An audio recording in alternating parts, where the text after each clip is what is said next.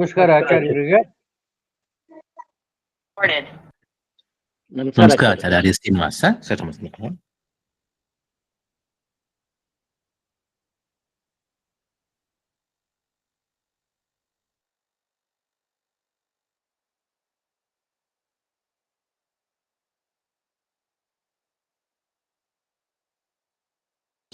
ನಮಸ್ಕಾರ ಗುರುಗಳೇ.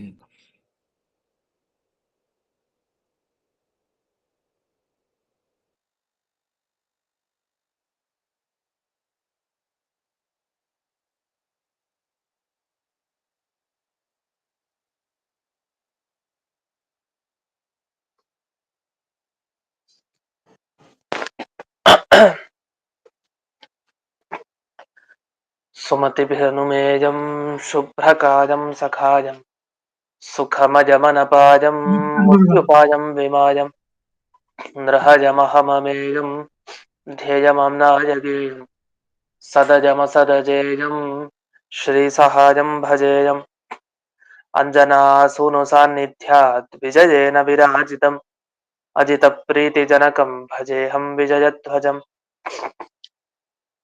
ತಪಸ್ವಾಧ್ಯಾಯ ಶುಶ್ರೂಷಾ ಕೃಷ್ಣ ಪೂಜಾರತಂ ಮುನಿಂ ವಿಶ್ವೇಶಮಿಷ್ಟದಂ ವಂದೇ ಪರಿಮ್ರಾಟ್ ಚಕ್ರವರ್ತಿನಂ. ಶ್ರೀ ಗುರುಭ್ಯೋ ನಮಃ. ಹರಿ ಓಂ.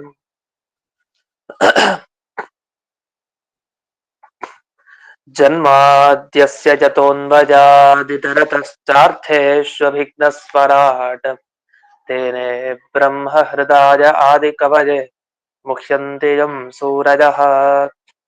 ತೇಜೋ ವಾರಿಮೃದಾಂ ಯಥಾ ವಿನಿಮಯೋ ಯತ್ರ ತ್ರಿಸರ್ಗೋ ಮೃಷಾ ಧಾಮ್ನಾ ಸ್ವೇನ ಸದಾ ನಿರಸ್ತಕುಹಕಂ ಸತ್ಯಂ ಪರಂ ಧೀಮಹಿ. ಓಂ ಸ್ವಸ್ತ್ಯಸ್ತು ಸತಾಂ ಅಶೇಷ ಸನ್ಮಂಗಲಾನಿ ಭವಂತು. ಸಮ್ಯಕ್ ಶ್ಲೋಕೈಕ ಶ್ರವಣ ಪಠನ ಮಾತ್ರೇಣ ವಕ್ತುಶ್ಚ ಶ್ರೋತॄಣಾಂ ನಿಖಿಲ ಕಲಿಕೃತ ಕಲ್ಮಷ ಅಪನೋದನ ಪಡುತರೆ.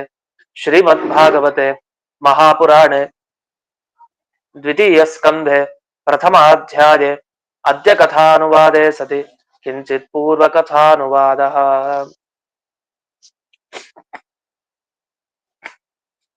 ಇಲ್ಲಿಯವರೆಗೆ ಹಿಂದೆ ಭಗವಂತನ ದೇಹ ಅಂದ್ರೆ ಯಾವುದು ಅಂತ ಅದನ್ನ ತಿಳಿಸಿದ್ರು. ಅಲ್ಲಿ ಹೇಳ್ತಾ ಒಂದು ಬ್ರಹ್ಮವೈವರ್ತ ಪುರಾಣದ ಮಾತನ್ನ ಉಲ್ಲೇಖ ಮಾಡಿದೆ. ಆ ಪುರಾಣದಲ್ಲಿ ಏನ್ ಬಂದಿದೆ, ಶಿಲಾವತ್ ತಸ್ಯ ದೇಹೋಯಂ, ದೇವರ ಪ್ರತಿಮೆ ಹೇಗೋ, ದೇವರಿಗೆ ಪ್ರತಿಮೆ ಹೇಗಿರುತ್ತೋ, ಅಂದ್ರೆ ಪ್ರತಿಮೆನೇ ದೇವರ ದೇಹ ಅಲ್ಲ, ಹೊರತು ಆ ದೇವರ ಸನ್ನಿಧಾನ ಪ್ರತಿಮೆಯ ಒಳಗಡೆ ಇರುತ್ತಷ್ಟೆ. ಅಂದ್ರೆ ಸಾಕ್ಷಾತ್ ಪ್ರತಿಮೆನೇ ದೇವರಲ್ಲ, ಅದು ಅವನ ದೇಹ ಅಲ್ಲ, ಅದು ಕಲ್ಲಷ್ಟೆ. ಆದ್ರೆ ಕಲ್ಲಿನ ಒಳಗಡೆ ದೇವರ ಸನ್ನಿಧಾನ ಇರುತ್ತೆ, ಅದು ಬಹಳ ವಿಶೇಷ. ಆದ್ರಿಂದ ಕಲ್ಲಿಗೆ ವಿಶೇಷತೆ ಬಂದಿದೆ ಅಷ್ಟೆ. ಅಂತೂ ಶಿಲಾವತ್ ತಸ್ಯ ದೇಹೋಯಂ, ಹೇಗೆ ದೇವರಿಗೆ ಪ್ರತಿಮೆಯೋ ಅದೇ ರೀತಿ ಸಮಗ್ರ ಬ್ರಹ್ಮಾಂಡ ಏನಿದೆ ಅದು ಕೂಡ ದೇವರಿಗೆ ಶರೀರದಂತೆ ಇದೆ, ಪ್ರತಿಮೆಯಂತೆ. ಹಾಗಾದ್ರೆ ಇದು ಸಾಕ್ಷಾತ್ ಶರೀರ ಅಲ್ಲ, ಅಂದ್ರೆ ದೇವರ ಶರೀರನೇ ಅದಲ್ಲ, ಅದರ ಒಳಗಡೆ ದೇವರಿರ್ತಾನೆ ಅಂತ ಇದೆಲ್ಲ ವಿಷಯ ಬಂತು. ಇಲ್ಲಿ ಸರಳವಾಗಿ ಒಂದು ಅರ್ಥವನ್ನ ಬಿಡಿಸಿದ್ದಾರೆ. ಏನಂದ್ರೆ, ಈ ಹಿಂದೆ ಇದ್ದ ಜಗತ್ತು, ಈಗ ಇರೋ ಜಗತ್ತು, ಮುಂದಿನ ಜಗತ್ತು, ಇದೆಲ್ಲವೂ ಕೂಡ ಬ್ರಹ್ಮಾಂಡ ಕೋಶದಲ್ಲಿ ಕಾಣ್ತಾ ಇದೆಯಂತೆ. ಆ ಬ್ರಹ್ಮಾಂಡ ಕೋಶದಲ್ಲಿ ಸಮಗ್ರ ಜಗತ್ತು ಕಾಣ್ತಾ ಇದೆ. ಆ ಬ್ರಹ್ಮಾಂಡ ಏನಿದೆಯಲ್ಲ, ಬ್ರಹ್ಮಾಂಡ ಕೋಶದಲ್ಲಿ ಕಾಣ್ತಾ ಇದೆ ಜಗತ್ತು. ಆ ಬ್ರಹ್ಮಾಂಡ ವಿಶೇಷವಾಗಿ 14 ಲೋಕಗಳನ್ನ ಒಳಗೊಂಡಿರುವಂತಹ ಬ್ರಹ್ಮಾಂಡ, ಅದು ದೇವರ ಶರೀರ. ವಾಸ್ತವಿಕವಾಗಿ ಬ್ರಹ್ಮಾಂಡ ಅಂದ್ರೆ ಅದು ಬ್ರಹ್ಮನಿಗೆ, ಚತುರ್ಮುಖ ಬ್ರಹ್ಮದೇವರಿಗೆ ಸಂಬಂಧಪಟ್ಟಿದ್ದು. ಹಾಗಾದ್ರೆ ಚತುರ್ಮುಖ ಬ್ರಹ್ಮದೇವರ ಶರೀರ ಅದು ಬ್ರಹ್ಮಾಂಡ. ಭಗವಂತನಿಗೂ ಅದು ಶರೀರದಂತೆ ಇದೆ ಬ್ರಹ್ಮಾಂಡ. ಯಾಕೆ ಅಂದ್ರೆ ಬ್ರಹ್ಮದೇವರ ಒಳಗಡೆನೂ ದೇವರಿರ್ತಾನೆ ಅನ್ನೋದು ಕಾರಣ. ಇದೇ ಸಂದರ್ಭದಲ್ಲಿ ಒಂದು ವಿಶೇಷ ಅನ್ನೋ ಶಬ್ದವನ್ನ ಇಲ್ಲಿ ಬಳಸ್ತಾರೆ. ಇಲ್ಲಿ ವಿಶೇಷ ಅಂದ್ರೆ ಏನು, ಅದಕ್ಕೆ ಇಲ್ಲಿ ಬಿಡಿಸ್ತಾ ಇದ್ದಾರೆ.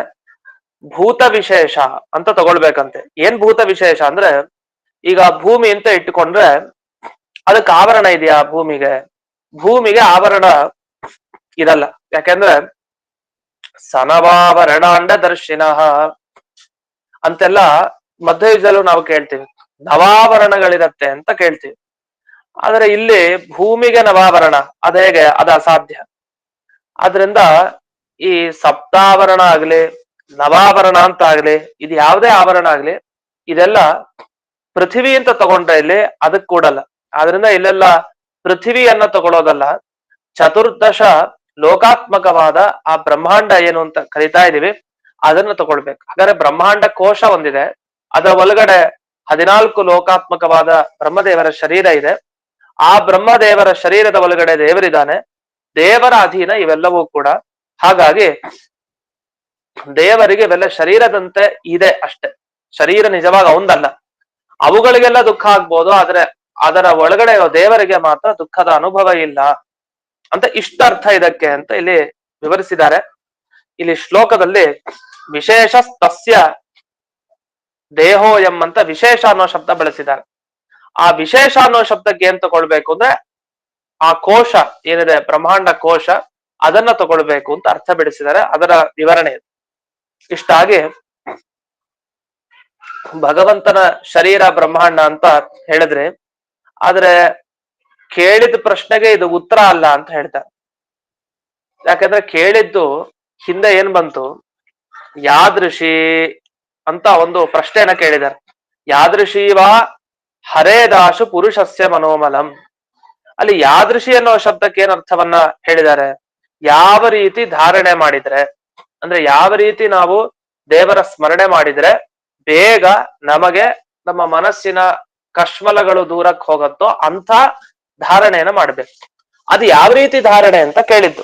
ಅಂದ್ರೆ ಭಗವಂತನ ಸ್ಮರಣೆ ಹೇಗ್ ಮಾಡ್ಬೇಕು ಅಂತ ಕೇಳಿದ್ದಕ್ಕೆ ದೇವರ ದೇಹ ಇದು, ಅದು ನೇರವಾದ ದೇಹ ಅಲ್ಲ, ನಿಜವಾದ ದೇಹ ಅಲ್ಲ, ಅದು ಪ್ರತಿಮೆಯಂತೆ ಅಷ್ಟೇ ಈ ಸಮಗ್ರ ಬ್ರಹ್ಮಾಂಡ ಭಗವಂತನಿಗೆ. ಇದೆಲ್ಲ ವಿವರಣೆ ಯಾಕೆ ಬೇಕೀಗ? ನಾವು ಪ್ರಶ್ನೆ ಕೇಳಿದ್ದಕ್ಕೆ ಉತ್ತರ ಬಂದ್ರೆ ಸಾಕು. ಪ್ರಶ್ನೆ ಕೇಳಿದ ದೇವರ ಸ್ಮರಣೆ ಹೇಗ್ ಮಾಡ್ಬೇಕು ಅಂತ. ಅದಕ್ಕೆ ಬ್ರಹ್ಮಾಂಡದ ಕಲ್ಪನೆ ಯಾಕೆ ಬೇಕೀಗ? ಬ್ರಹ್ಮಾಂಡ ಕೋಶ ಯಾಕೆ? ಬ್ರಹ್ಮದೇವರ ಶರೀರ ಅಂದಿದ್ಯಾಕೆ? ಆ ಶರೀರದ ಒಳಗಡೆ ದೇವರಿದ್ದಾರೆ ಅಂತ ಹೇಳಿದ್ಯಾಕೆ? ಇವೆಲ್ಲ ವಿಷಯ ಯಾಕೆ ಬರ್ತಾ ಇದೆ ಅಂದ್ರೆ ಅದಕ್ಕೆ ಹೇಳ್ತಾರೆ, ದೇವರ ಸ್ಮರಣೆ ಮಾಡ್ಬೇಕಾದ್ರೆ ಬ್ರಹ್ಮಾಂಡದ ಒಳಗಡೆ ದೇವರಿದ್ದಾನೆ ಅನ್ನುವ ಸ್ಮರಣೆ ಮಾಡ್ಬೇಕು. ಬ್ರಹ್ಮಾಂಡದ ಒಳಗಡೆ ದೇವರಿದ್ದಾನೆ, ಇದನ್ನೆಲ್ಲ ತಿಳಿಸ್ಲಿಕ್ಕೋಸ್ಕರ ಇಲ್ಲಿ ದೇವರೆಲ್ಲಿದ್ದಾನೆ, ಅವನಿಗೆ ಈ ಬ್ರಹ್ಮಾಂಡ ಯಾವ ರೀತಿ ಇದೆ ಅನ್ನೋದರ ವಿವರಣೆ ಬಂತು ಅಂತ. ಈಗ ಅದರ ವಿವರಣೆನೆ ಮುಂದೆ ಕೊಡ್ತಾ ಇದ್ದಾರೆ. ಆಂಡಕೋಶೆ ಅಂತ ಶ್ಲೋಕ, ಈಗ 25ನೆಯ ಶ್ಲೋಕ. ಆಂಡಕೋಶೆ ಶರೀರೇಸ್ಮಿನ್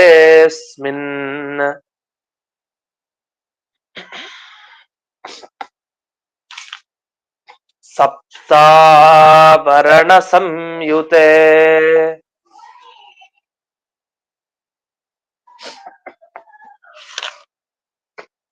ವೈರಾಜ ಪುರುಷೋ ಯೋಸೌ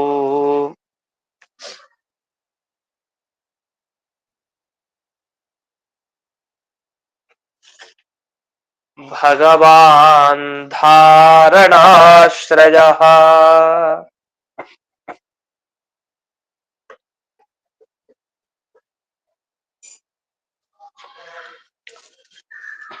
ಈಗ ಧಾರಣೆ ಮಾಡಬೇಕು ಅಂತ ಹಿಂದೆ ಬಂತಲ್ಲ, ಅಂದ್ರೆ ಖಂಡಶಃ ದೇವರ ಸಂಪೂರ್ಣ ಸ್ಮರಣೆ ಅಲ್ಲ, ಎಲ್ಲ ದೇವರ ಅಂಗಾಂಗಗಳ ಸ್ಮರಣೆ ಅಲ್ಲ, ಒಂದಿಷ್ಟು ಸ್ಮರಣೆ ಅಷ್ಟೇ, ಒಂದಿಷ್ಟು ಭಾಗಗಳ ಸ್ಮರಣೆ, ಅದು ಒಂದೊಂದೇ ಭಾಗದ ಸ್ಮರಣೆ ಅಷ್ಟೇ.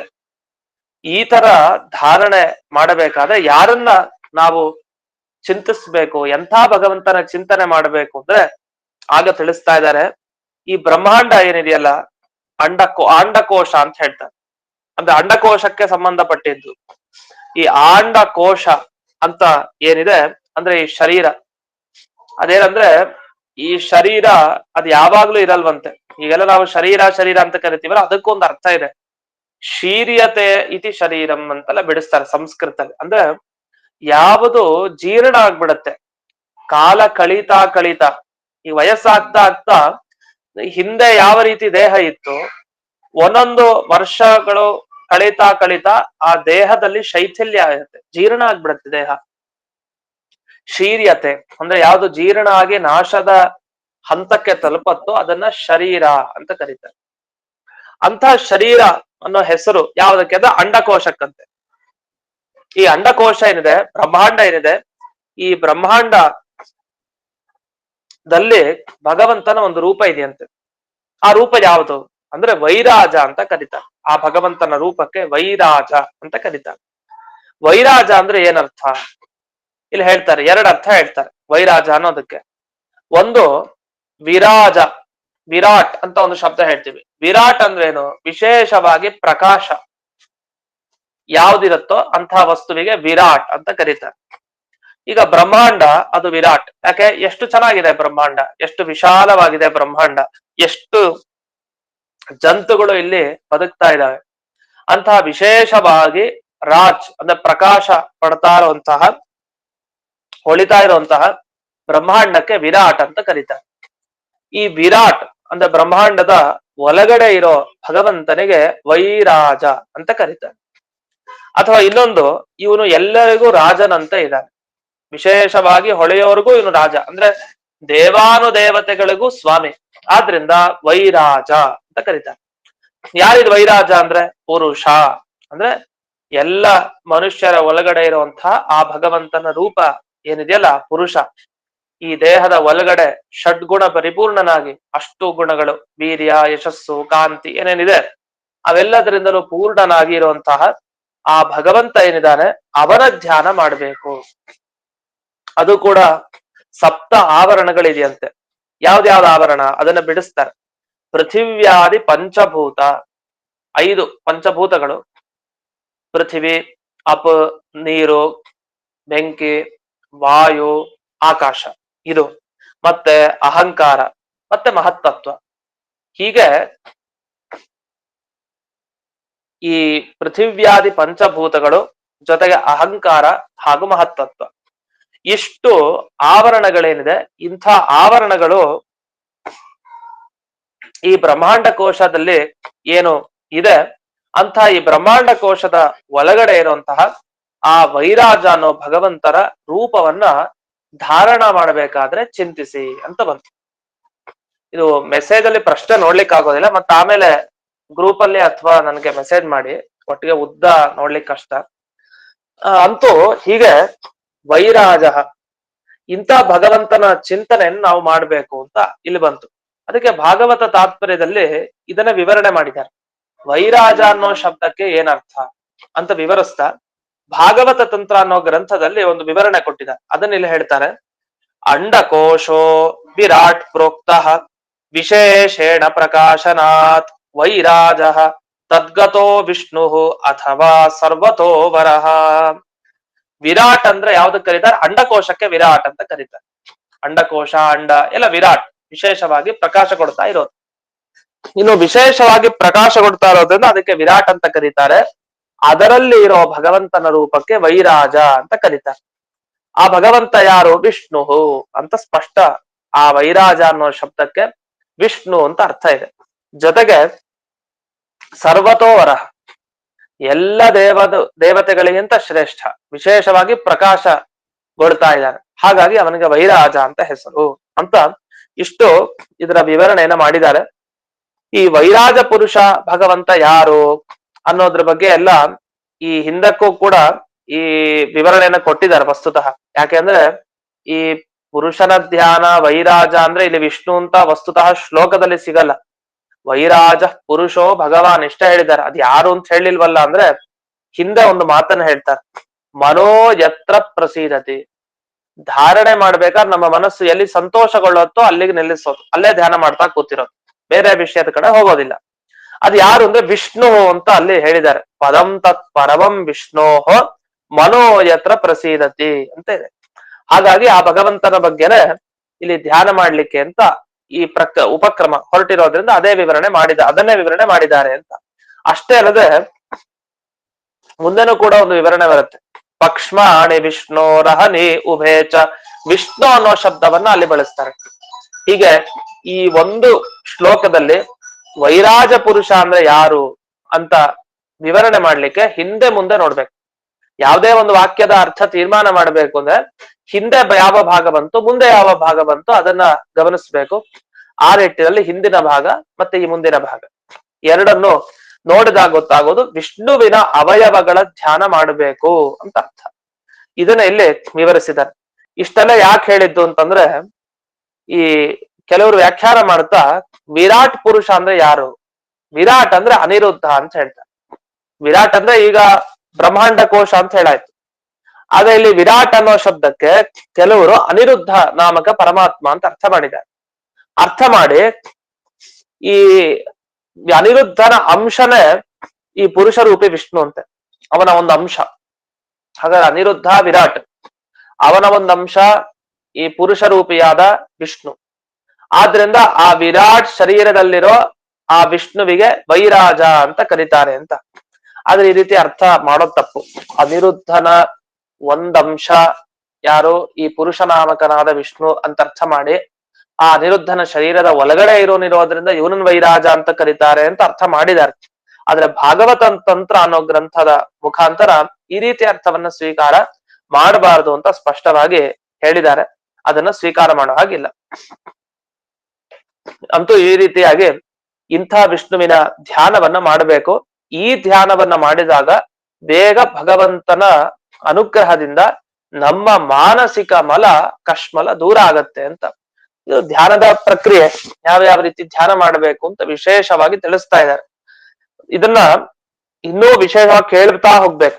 ಒಂದಿಷ್ಟು ಕೇಳಿದಾಗ ಒಂದು ಕಲ್ಪನೆಗೆ ಬರುತ್ತೆ, ಓ ಯಾವ ರೀತಿ ಧ್ಯಾನವನ್ನು ಇವರು ಮಾಡ್ಲಿಕ್ಕೆ ಹೇಳ್ತಾ ಇದ್ದಾರೆ ಅಂತ. ಇನ್ನು ಮುಂದಕ್ಕೆ ನೋಡೋಣ. ಧ್ಯಾನ ಮಾಡುವಂತ ಕ್ರಮವನ್ನ ತಿಳಿಸ್ತಾ ಹೋಗ್ತಾರೆ ಈಗ ಒಂದೊಂದೇ. ಅದು ಯಾವುದು ಅಂತ. ಯಾಕೆಂದ್ರೆ ಒಂದೊಂದೇ ಅವಯವನ್ನ ಸ್ಮರಣೆ ಮಾಡ್ಕೊಳ್ಬೇಕು ಅಂದ್ರೆ ಯಾವ ರೀತಿ ಸ್ಮರಣೆ ಮಾಡ್ಬೇಕು, ಭಗವಂತನ ಒಂದೊಂದು ಅವಯವ ಅಂದ್ರೆ ಹೇಗೆ ಅಂತ. ಇದು ಬಹಳ ಪ್ರಸಿದ್ಧವಾದಂತಹ ಪದ್ಯ. ಇಲ್ಲಿಂದ ಸಾಮಾನ್ಯವಾಗಿ ನಾವು ಈ ಭಾಗಗಳನ್ನ ಕೇಳಿರ್ತೀವಿ, ಈ ಶ್ಲೋಕಗಳನ್ನ. ವಿಶೇಷವಾದ ವಿವರಣೆ ಇದೆ ಇದಕ್ಕೆ, ಕೊಟ್ಟಿದ್ದಾರೆ ಇಲ್ಲೆಲ್ಲ. ಅದನ್ನ ಈಗ ನೋಡೋಣ. 26ನೇ ಶ್ಲೋಕ.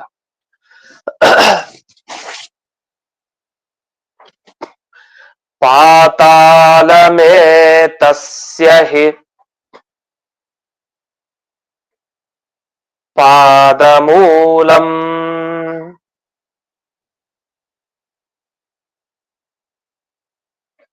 ಪಠಂತಿ ಪಾರ್ಷ್ಣಿ ಪ್ರಪದೇ ರಸಾತಲಂ.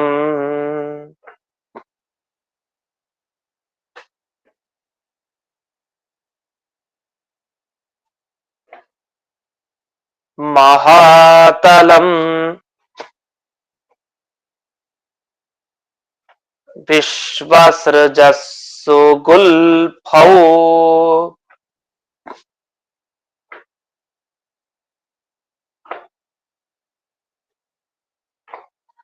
ತಲಾತಲಂ ವೈ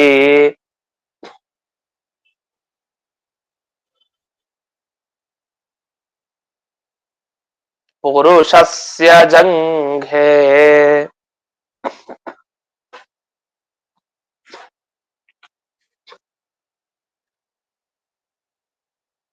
ಈಗ ಭಗವಂತನ ಅವಯವಗಳ ಚಿಂತನೆ ಮಾಡೋದು ಹೇಗೆ? ಬ್ರಹ್ಮಾಂಡದ ಒಳಗಡೆ ಭಗವಂತನ ಸನ್ನಿಧಾನ ಇದೆ, ದೇವರಿದ ನಿಜ. ಆದ್ರೆ ಬ್ರಹ್ಮಾಂಡ ಚತುರ್ದಶ ಲೋಕಾತ್ಮಕ, 14 ಲೋಕಾತ್ಮಕವಾದ ಬ್ರಹ್ಮಾಂಡದ ಒಳಗಡೆ ದೇವರಿದ್ದಾನೆ. ಇವನ ಅವಯವಗಳು ಯಾವ್ದು, ಇವನ ಒಂದೊಂದು ಭಾಗ ಯಾವುದು ಅಂತ ಚಿಂತನೆ ಹೇಗ್ ಮಾಡೋದು? ಈಗ ಒಬ್ಬ ಮನುಷ್ಯನ್ ನೆನಪಿಸ್ಕೊಂಡು ಅವನ ಕೈ ಕಾಲು ಎಲ್ಲಿರುತ್ತೆ, ನಮ್ ಕಣ್ಮುಂದೆನೆ ಕಾಣತ್ತೆಲ್ಲ. ಅವನ ದೇಹ ನಮ್ಮ ಕಣ್ಮುಂದೆನೆ ಕಾಣುತ್ತೆ, ಮನುಷ್ಯರ ದೇಹ ಇಲ್ಲ. ಎಷ್ಟೆತ್ರ ಇದ್ರೂ ಕೂಡ ಮನುಷ್ಯ ತಾನು ಕಾಣ್ತಾನೆ ನಮ್ಮ ಕಣ್ಣಿಗೆ. ಅವ್ನ ಕೈ ಇಲ್ಲಿದೆ, ಕಾಲಿಲ್ಲಿದೆ, ತಲೆಯಲ್ಲಿ, ಕಿವಿ ಇಲ್ಲಿ ಎಲ್ಲ ಗೊತ್ತಾಗುತ್ತೆ. ಆದ್ರೆ ದೇವರ ರೂಪ ಏನಿದೆಯಲ್ಲ, ವೈರಾಜ ರೂಪ ಅಂತ ಹೇಳ್ತೀವಲ್ಲ, ಈ ರೂಪ ಬ್ರಹ್ಮಾಂಡದ ಒಳಗಡೆ ಇದೆ ನಿಜ, ಸರ್ವತ್ರ ವ್ಯಾಪ್ತ, ಎಲ್ಲ ಕಡೆ ವ್ಯಾಪಿಸ್ಕೊಂಡಿರುವಂತಹ ಭಗವಂತನ ರೂಪ ಅದು. ಅದರ ಕೈ, ಅದರ ಕಾಲು ಎಲ್ಲಿ ಅಂತ ನಮ್ಗೆ ಹೇಗ್ ನೋಡ್ಲಿಕ್ಕೆ ಸಾಧ್ಯ? ನಮ್ಗೆ ದೇವರು ಅಂದ್ರೆ ಬರೀ ಕೇಳಿ ಕೇಳಿ ಕಲ್ಪನೆ ಇದೆ ಅಷ್ಟೇ, ನೋಡಿ ಅನುಭವನೇ ಇಲ್ಲ. ಅಂಥದ್ರಲ್ಲಿ ಧ್ಯಾನ ಮಾಡ್ಬೇಕು. ಧ್ಯಾನ ಮಾಡ್ಬೇಕಾದ್ರೆ ಹೀಗ್ ಮಾಡ್ಬೇಕು ಅಂತ ವಿಶೇಷವಾಗಿ ಬೇರೆ ತಿಳಿಸ್ತಾ ಇದ್ದಾರೆ. ಯಾವ ರೀತಿ ಅಂದ್ರೆ, ಏತಸ್ಯ ಪಾದ ಮೂಲಂ, ಮೊದಲಿಗೆ ಅಂದ್ರೆ ಅಂಡಾಂತರವರ್ತಿನ ಬ್ರಹ್ಮಾಂಡದ ಒಳಗಡೆ ಇರೋ ಭಗವಂತನ ಪಾದ ಮೂಲ ಯಾವುದು? ಅಂದ್ರೆ ಪಾತಾಳಂ ಅಂತ ಹೇಳಿ. ಹಾಗಾದ್ರೆ ಪಾತಾಳ ಏನಿದೆ ಅದೇ ಪಾದ ಮೂಲ ಅಂತ.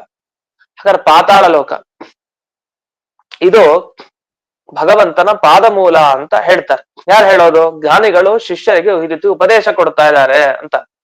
ಇದನ್ನ ವಿವರಿಸ್ತಾರೆ ಸ್ವಲ್ಪ. ಏನ್ ವಿವರಿಸ್ತಾರೆ ಅಂದ್ರೆ, ಭಗವಂತನ ಪಾದ ಮೂಲ ಅನ್ನೋ ಶಬ್ದಕ್ಕೆ ಏನರ್ಥ? ಅದು ದೇವರ ನಿಜವಾದ ಸ್ವರೂಪ ಇದೆಯಲ್ಲ, ಭಗವಂತನ ದೇಹ ಏನಿದೆಯಲ್ಲ, ಅದರ ಪಾದ ಮೂಲದಿಂದ ಈ ಲೋಕ ಹುಟ್ಟಿದ್ಯಂತೆ. ಯಾವ್ದು ಈ ಪಾತಾಳ? ಅದರ ಅವನ ಪಾದ ಮೂಲದಿಂದ ಹುಟ್ಟಿದ್ರಿಂದ ಪಾತಾಳ ಏನಿದೆಯಲ್ಲ ಅದು ಭಗವಂತನ ಪಾದ ಮೂಲ ಅಂತ ಆಯ್ತು. ಅಲ್ಲಿ ಭಗವಂತನ ಚಿಂತನೆ ಮಾಡೋದು. ಅವನ ಹೇಗೆ ಅಂದ್ರೆ ಅವನ ಪಾದ ಮೂಲ ಅದು ಅಂತ ಚಿಂತನೆ ಮಾಡೋದು. ಇನ್ನು ಮುಂದಕ್ಕೆ ಹೋಗ್ತಾರೆ. ರಸಾತಳ ಮುಂದೆ. ಪಾತಾಳ ಆಯ್ತು, ರಸಾತಲ. ನಾವೆಲ್ಲ ಏನಂದ್ರೆ ಅತಲ, ವಿತಲ, ಸುತಲ, ರಸಾತಲ, ಮಹಾತಲ, ಪಾತಾಳ ಹೀಗೆಲ್ಲ ಹೇಳ್ತಾ ಹೋಗ್ತೀವಿ. ಇವರು ಪಾತಾಳದಿಂದ ಬರ್ತಾ ಇದ್ದಾರೆ. ಪಾದ ಮೂಲದಿಂದ ಭಗವಂತನ ಚಿಂತನೆ. ಅಂತೂ ದೇವರ ಪಾದದ ಮೂಲ ಅದು ಪಾತಾಳ. ಇನ್ನು ರಸಾತಲ, ಇಲ್ಲೆಲ್ಲ ಳ ಅಂತ ಹೇಳಲಿಕ್ಕೆ ಹೋಗಲ್ಲ. ಪಾತಾಳ, ರಸಾತಲ, ಲ ಅಂತ ಹೇಳ್ತಾರೆ. ಅದೇನಿಲ್ಲ, ಪಾತಾಳ ಅಂತಾನೂ ಇದೆ ಶಬ್ದ. ಇನ್ನು ರಸಾತಲದ ಬಗ್ಗೆ ಬರೋಣ. ರಸಾತಲ ಅಂದ್ರೆ ಏನು ಭಗವಂತನಿಗೆ ಅಂದ್ರೆ ಪಾರ್ಷ್ಣಿ ಪ್ರಪದ ಅಂತ ಒಂದು ಶಬ್ದ ಬಂತು. ಪಾರ್ಷ್ಣಿ ಪ್ರಪದ ಅಂದ್ರೆ ಏನು? ಪಾದದ ಹಿಂಭಾಗ ಮತ್ತೆ ಅದರ ಕೊನೆ ಭಾಗ. ಅಲ್ಲಿ ನಿಮ್ಗೆ ಕೊಟ್ಟಿದ್ದಾರೆ ಆ ಶಬ್ದಗಳಿಗೆ ಕಠಿಣ ಅರ್ಥ. ಇದು ಶಬ್ದಗಳ ಅರ್ಥ ಬಹಳ ಕಠಿಣವಾಗಿದೆ. ಅದರಿಂದ ಅಲ್ಲಿ ಒಂದ್ಸಲಿ ಗಮನಿಸ್ಕೊಳ್ಬೇಕು. ಪಾರ್ಷ್ಣಿ ಪ್ರಪದೆ ಅಂದ್ರೆ ಆ ಭಗವಂತನ ಪಾದದ ಹಿಂಭಾಗ, ಅದರ ಕೊನೆ ಏನಿದೆಯಲ್ಲ ಅದರ ಬಗ್ಗೆ ಹೇಳ್ತಾ ಇದ್ದಾರೆ. ಅದೇ ರಸಾತಲ. ಇನ್ನು ವಿಶ್ವಸೃಜ ಸುಗುಲ್ಪೌ, ಇನ್ನು ಅವನ ಪಾದದ ಗೆಣ್ಣೆ ಅಂತ ಏನ್ ಕರೀತಾರೆ ಅದು ಯಾವುದು ಅಂದ್ರೆ ಮಹಾತಲ. ಹಾಗಾದ್ರೆ ಪಾತಾಳ ಆಯ್ತು, ಆಮೇಲೆ ರಸಾತಲದ ಬಗ್ಗೆ ಬಂದ್ರು, ಪಾದದ ಮೂಲಕ್ ಬಂದ್ರು, ಪಾದದ ಹಿಂಭಾಗ ಅದರ ಕೊನೆಗೆ ಬಂದ್ರು, ಅದರ ಗೆಣ್ಣೆ ಅಂತ ಏನ್ ಹೇಳ್ತಾರೆ ಗುಲ್ಫ ಅಂತ ಏನ್ ಕರಿತೀವಿ ಅದು ಮಹಾತಲ ಅಂತ ಅದನ್ನು ಕರೀತಾರೆ. ಜೊತೆಗೆ ಮೊಣಕಾಲಿನ ಭಾಗ, ಮೊಣಕಾಲಿನ ಕೆಳಭಾಗ ಅಂತ ವರ್ಣಿಸ್ತಾರೆ. ಜಂಘೆ ಅಂತ ಇದೆ ಅಲ್ಲಿ ಶಬ್ದ. ಜಂಘೆ ಅನ್ನೋದಕ್ಕೆ ಮೊಣಕಾಲಿನ ಭಾಗ ಏನಿದೆ ಅದು ಅಂತ ಅರ್ಥ, ಅದರ ಕೆಳಭಾಗ. ಯಾಕಂದ್ರೆ ಒಂದೊಂದೇ ಮೂಲದಿಂದ, ಪಾದ ಮೂಲದಿಂದ ಹಿಡಿದು ಒಂದೊಂದೇ ಮಿಸ್ ಮಾಡಬಾರ್ದು, ಅದನ್ನ ಒಂದೊಂದಕ್ಕೆ ಬರ್ತಾರೆ. ಅದನ್ನ ಜಂಘ ಅಂತಂದ್ರೆ ಇಲ್ಲಿ ಮೊಣಕಾಲಿನ ಕೆಳಭಾಗ ಅಂತ ಇಟ್ಕೊಂಡಿದ್ದಾರೆ. ಆ ಕೆಳಭಾಗ ಏನಿದೆ ಅದನ್ನ ತಲಾತಲ ಅಂತ ಭಾವಿಸ್ಬೇಕು ಅಂತ ಬಂತು. ಇದಕ್ಕೆ ಈ ಶಬ್ದಗಳಿಗೆ ಒಂದು ವಿವರಣೆ ಮಾಡ್ತಾ ಹೋಗ್ತಾರೆ. ಉದಾಹರಣೆಗೆ ಈಗ ಈ ಪಾದ ಮೂಲ ಅಂದ್ರೆ ನಾವು ಪಾತಾಳ ಅಂತ ನೋಡಿದ್ವಿ, ಆಮೇಲೆ ರಸಾತಲ, ಮಹಾತಲ, ಹೀಗೆ ಒಂದೊಂದೊಂದೇ ಬರ್ತಾ ಬಂದ್ವಿ. ತಲಾತಲ ಅಂತಾರು ಬಂತು, ಮೊಣಕಾಲಿನ ಕೆಳಭಾಗ ಅಂತ. 4 ಈ ಲೋಕಗಳ ಬಗ್ಗೆ ಬಂತು. ಇಲ್ಲಿ ಪಾರ್ಷ್ಣಿ ಪ್ರಪದ ಅಂತ 2 ಶಬ್ದ ಬಂತು. ಪಾರ್ಷ್ಣಿ ಅನ್ನೋ ಶಬ್ದಕ್ಕೆ ಏನರ್ಥ, ಪ್ರಪದ ಅಂದ್ರೆ ಏನು ಅಂತ ಶಬ್ದಗಳಿಗೆ ಅರ್ಥ ಒಂದು ತಿಳ್ಕೊಳ್ಬೇಕು. ಯಾಕಂದ್ರೆ ಧ್ಯಾನ ಮಾಡಬೇಕಾದ್ರೆ ಈ ಶ್ಲೋಕಗಳೆಲ್ಲ ಹೇಳ್ಕೊಳ್ಬೇಕು. ಈ ಶ್ಲೋಕವನ್ನಾದ್ರೆ ಹೇಳ್ಬೇಕು. ಈ ಶ್ಲೋಕದಲ್ಲಿ ಹೇಳಿದಂತೆ ಚಿಂತಿಸೋದು ತುಂಬಾ ಕಷ್ಟ. ಅದೇ ಯೋಚಿಸೋದು, ಹೀಗೊಂದು ದೇವರ ರೂಪ ಎಲ್ಲ ಕಡೆ ವ್ಯಾಪಿಸ್ಕೊಂಡಿದೆ, ಸಮಗ್ರ ಬ್ರಹ್ಮಾಂಡವನ್ನ. ಅಲ್ಲಿ ಒಂದೊಂದು ಲೋಕಗಳಿದೆ, ಆ ಲೋಕ ಭಗವಂತನಿಗೆ ಅವಯವ ಆಗತ್ತೆ, ಹೀಗೆ ಅಂತ ಯೋಚಿಸ್ತಾ ಹೋಗೋದು.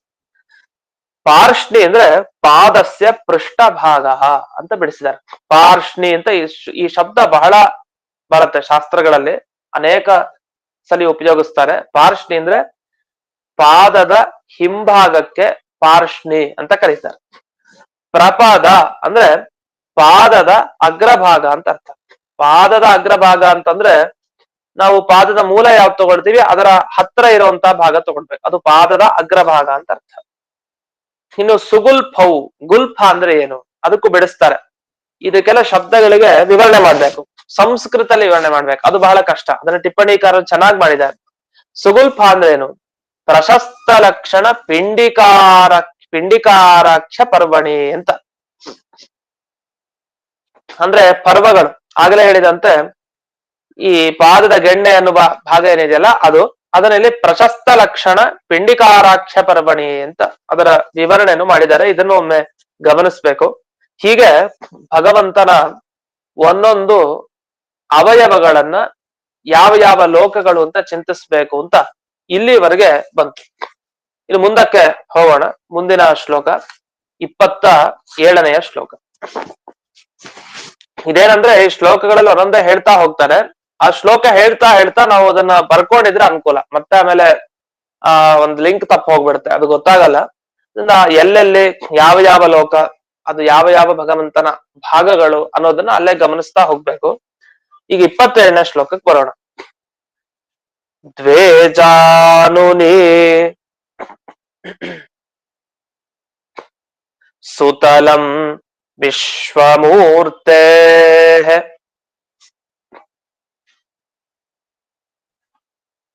ಊರುದ್ವಯಂ ಬಿತಲಂ ಚಾತಲಂ ಚ ಮಹೀತಲಂ ತಜ್ಜಘನಂ ಮಹೀಪತೆ ನಭಸ್ಥಲಂ ನಾಭಿಸರೋ ಗೃಣಂತಿ. ಇನ್ನು ಮುಂದೆ ಭಗವಂತನ 2 ಮೊಣಕಾಲು, ಅವನ 2 ತೊಡೆ, ಅವನ ಜಘನ ಭಾಗ ಅಂದ್ರೆ ನಡು ಭಾಗ ಏನಿದೆ ಆ ನಡು ಭಾಗ ಜಘನ ಅಂತ ಕರೀತಾರೆ. ಇನ್ನು ನಾಭಿ ಸರಹ, ಇನ್ನು ಅವನ ನಾಭಿ, ಜಘನ ಅಂದ್ರೆ ಕಟಿ ಪ್ರದೇಶ ಅಂತ ತಾತ್ಪರ್ಯ, ನಡು ಪ್ರದೇಶ ಅಂತ ಕರೀತಾರೆ.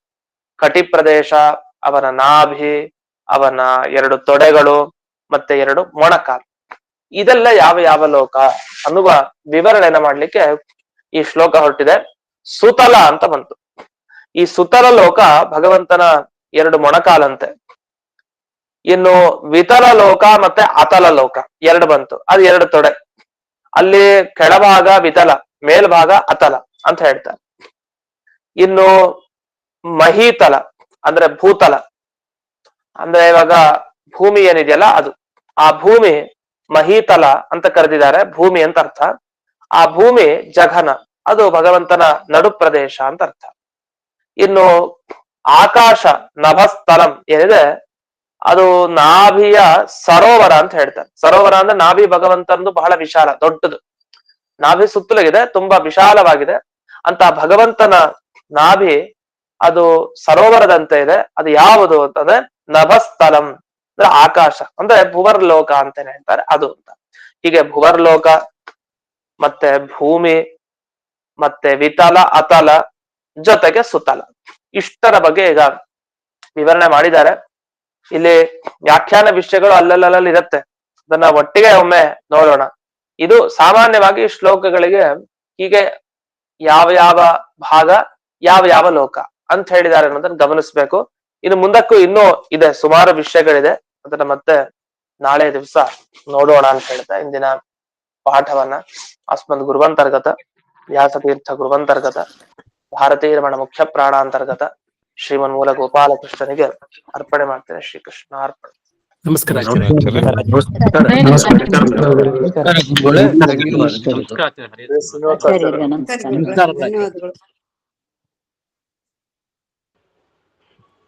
ನಮಸ್ಕಾರ ಆಚಾರ್ಯ.